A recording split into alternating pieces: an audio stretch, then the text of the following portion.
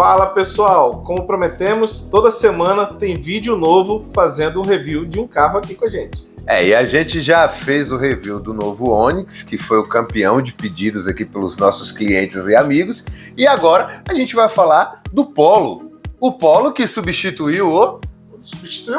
Substituiu o Gol, mas é praticamente aquela mesma tecnologia, motorização e suspensão embarcada que já havia nos outros veículos da Volkswagen, né, Osmar? É isso aí. O Polo ele tem os seus prós e contras e nós vamos falar tudo aqui no nosso vídeo. E esse vídeo é para você que é dono de um Polo ou que está pensando em comprar o Polo. Até se você conhece alguém com Polo, não custa nada mandar para ele, né? Então, bora pro review!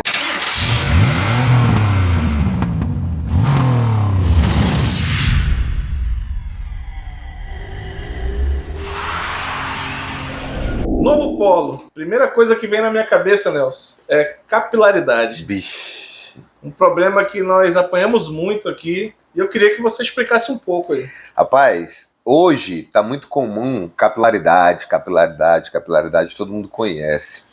Mas quando esse Polo foi lançado, na verdade o motor é A211, 1.6 e 1.0 turbo também dá muito isso, né, Osmar? O que é a capilaridade? Você tem um sensor de temperatura da água lá e esse sensor ele é isolado. A parte que faz o contato com o líquido de arrefecimento é isolado da parte elétrica do sensor. Só que essa capilaridade é um rompimento dessa barreira e o líquido de arrefecimento passa pelo conector elétrico e começa a subir pelos fios, pela fiação. É um negócio muito louco, né, Osmar? Rapaz, o tanto que a gente apanhou para descobrir esse problema. E no final das contas, esse líquido de arrefecimento ele vai subindo pelo chicote, tá? E vai parar onde, Osmar? Vai parar na central eletrônica. Vai parar na central e o que acontece? E ela queima, infelizmente.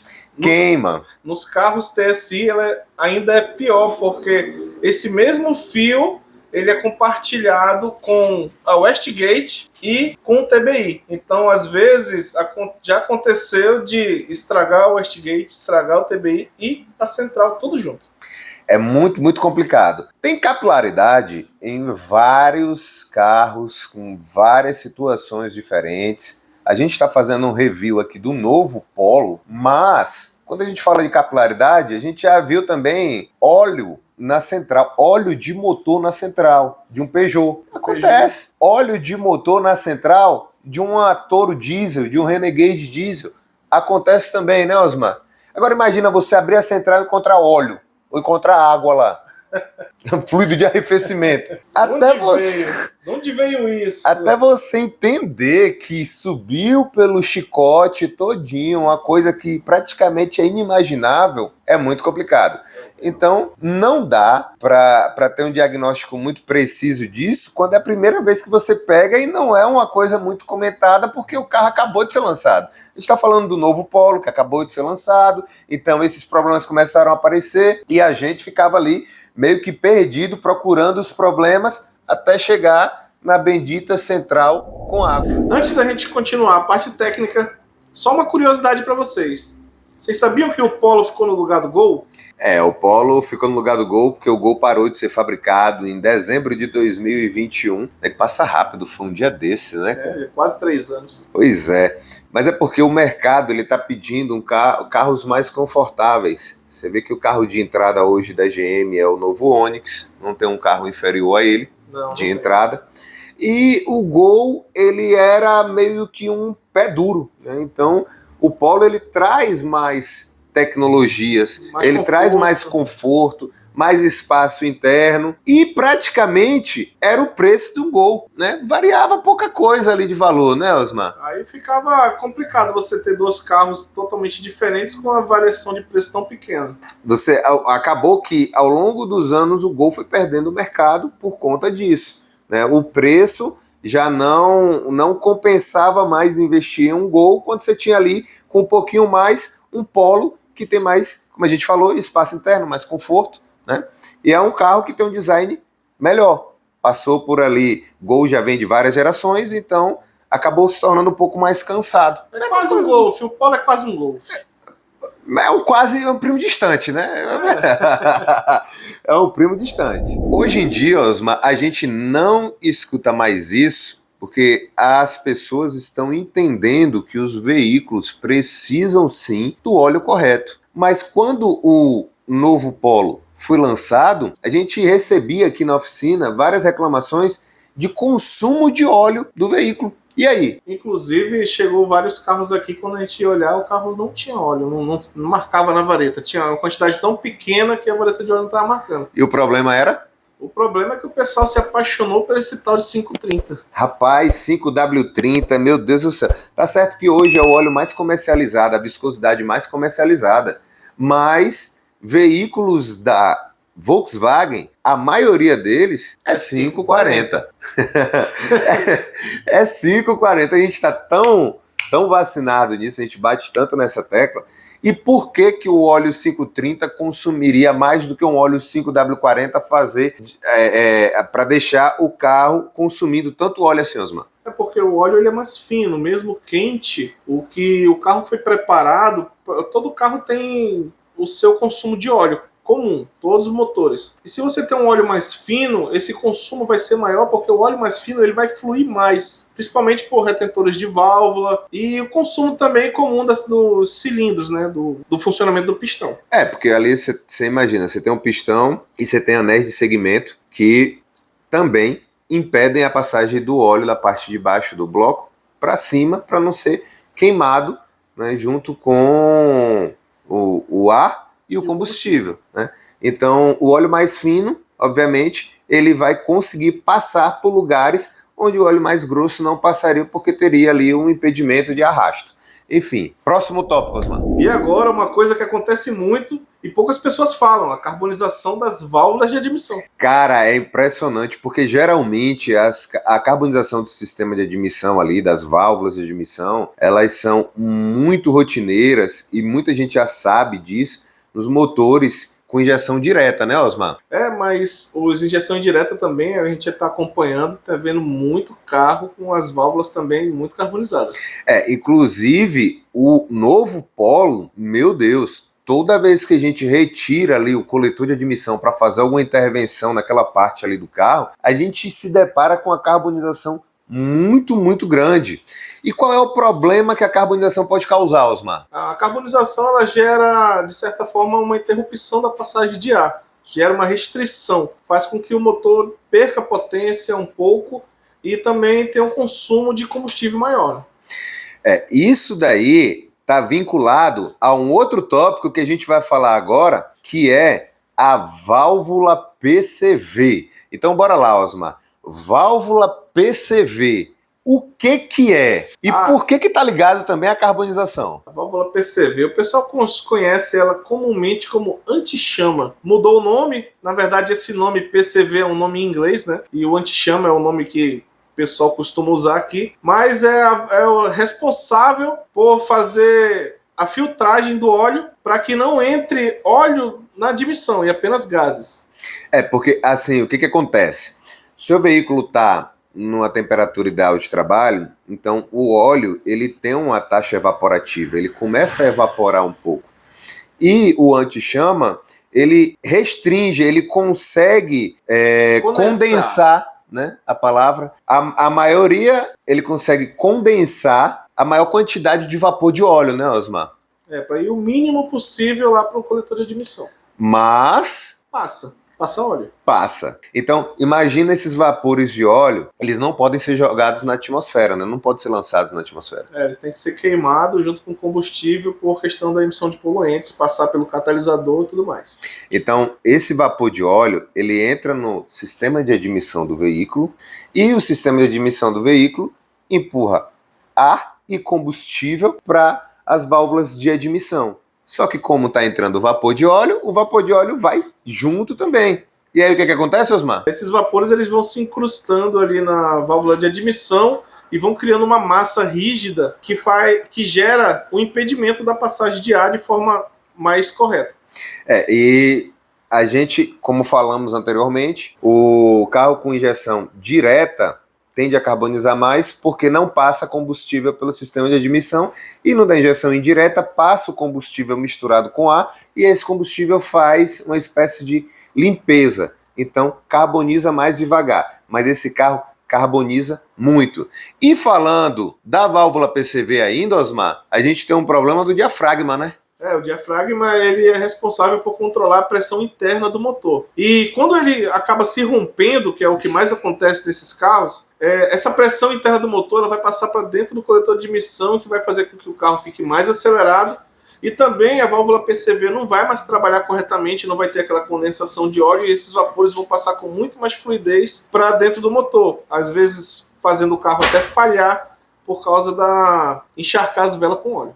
E aí entra a questão do consumo de combustível de novo, porque quando o carro fica mais acelerado, aumenta as rotações e por conta disso também aumenta o consumo de combustível. E agora, uma dica para quem vai trocar a correia dentada do novo Polo modelo TSI. É porque esse novo Polo TSI tem a polia da roda fônica desbalanceada. Então, as pessoas às vezes trocam e não se atentam que tem uma posição sim. E se você não pôr essa polia exatamente na posição que o veículo pede ali, o que acontece, Osmar? O carro vai acabar vibrando em marcha lenta. O que é complicado é que ela encaixa em qualquer posição. E aí você depois vai se perguntar por que está vibrando demais. O carro está no ponto, Osmar? O carro está no ponto, o carro está correto. O carro está apresentando falha, Osmar? Nenhuma falha. O carro está com algum coxinho estourado, Osmar? Vamos supor que nós trocamos os três, todos genuínos. E agora, o que faz? A polia do virabrequim está fora do ponto. Ou melhor, não está fora do ponto, mas ela está fora da posição correta. Né? E aí ela trabalhando desbalanceada, a gente sabe que uma roda de carro, às vezes 5 gramas de chumbo desbalanceiam a roda completamente, né, Osmar? Com certeza. E aí você fica com o volante tremendo. Agora você imagina uma polia do virabrequim do motor que está ali desbalanceada e o motor está tendo ali pelo menos 100 rotações, 1000 rotações por minuto. Então, aquilo ali vai vibrar numa velocidade, mas numa ignorância, né, Osmar? Vibrar caldo no celular, aquilo ali. E geralmente ela vai vibrar bastante ali entre 1000 e 2000 giros. Então, se você pegou esse carro, tá com esse problema, pode ser aí, né, Osmar? Às vezes é só essa besteirinha, esse detalhe. A gente já pegou cliente aqui que, mas já troquei os coxins, já fiz tudo aqui, mas não resolve e o meu carro só dá uma vibrada entre 1500 e 2000 giros. A gente também já apanhou até descobrir isso. Então, isso aqui, senhoras e senhores, para vocês, clientes, donos de novo Polo, quem vai comprar um novo Polo, reparador, é dica de ouro. E eu acho que valeria aqui pelo menos um like, não valeria não, Osmar? Poxa, cara, um like e compartilhar com um amigo aí. Principalmente se você tem um mecânico de confiança, já vale a indicação de compartilhar para ele. Olha aí, ó, verifica se tu vai fazer isso aí no meu carro, tá? Tu vai trocar a correia dentada do meu carro. Então, bota essa polia no lugar. Bora lá, bora continuar aqui sobre o motor, que é uma outra bronca, mas grande mesmo, e que a gente apanhou. Roda fônica do comando de válvulas. E aí, Osmar? Esse é um problema aí, que é um problema que não é recorrente, mas que quando acontece, deixa o mecânico de cabelo em pé. Imagina que você põe o scanner no carro e aparece que o carro está fora de ponto. E aí você vai lá e põe as ferramentas de ponto, né? Tanto ali na parte das polias, quanto na parte traseira ali da tampa de válvulas do carro. E aí você vê que o carro está no ponto, mas no computador está acusando que não está no ponto. Como é que é isso, Osmar? Isso é interessante. O comando de válvula desse carro ele é montado por interferência. Porém, a roda fônica do comando, que fica lá no final dele, ela ocorre em casos não raros, mas é muito comum, dela sair da posição, ela girar, devido ao comando estar aquecido ali. Mas peraí, rapidinho. Então, o que é interferência? A interferência é quando você tem duas peças que têm um tamanho idêntico, vamos supor uma... Que não se encaixaria normalmente uma na outra. Aí você aquece uma, refrigera a outra, porque quando você aquece ela dilata e quando você refrigera ela contrai. Você bota ela na posição, quando as duas chegarem na temperatura ambiente, elas vão fixar como se tivesse soldado. Então, A roda fônica, que o sensor de fase faz a leitura, ela entra também por interferência. Também. Mas por ela ser muito fininha, não é da largura dos comandos, do câmbio do comando, ela acaba que ela sofre esse problema. Às vezes causado por uma troca de correia. É complicado, porque imagina só que você vai colocar o carro no ponto com as ferramentas e o carro está no ponto. E aí você vai lá e abre o scanner, na parte de motor, código de defeito, carro fora de sincronismo. E aí, como é que faz para resolver? Eu simplesmente ponho a roda fônica ali no lugar de volta? Não dá para fazer.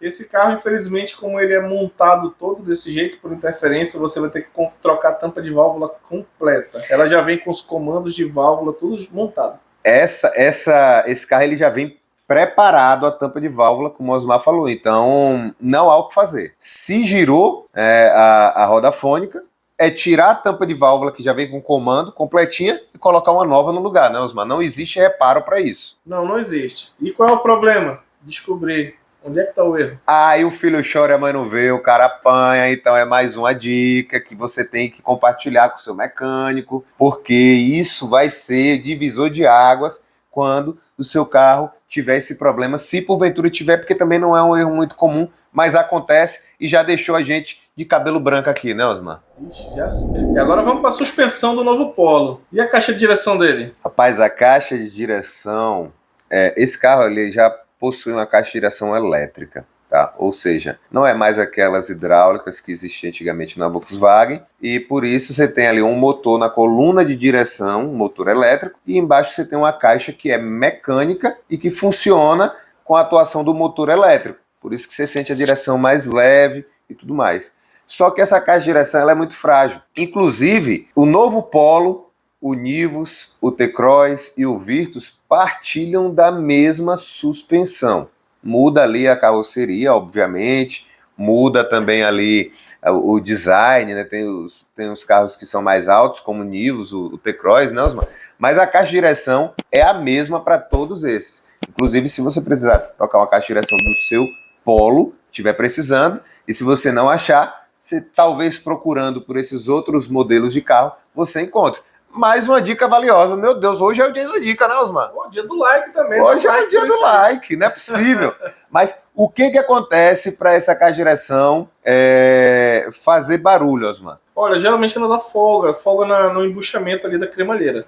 A cremalheira é a parte lateral da caixa que vai pegar na barra de direção, no terminal e, por fim, vai pegar lá nas rodas. E aí você tem a opção de fazer o reparo ou substituição.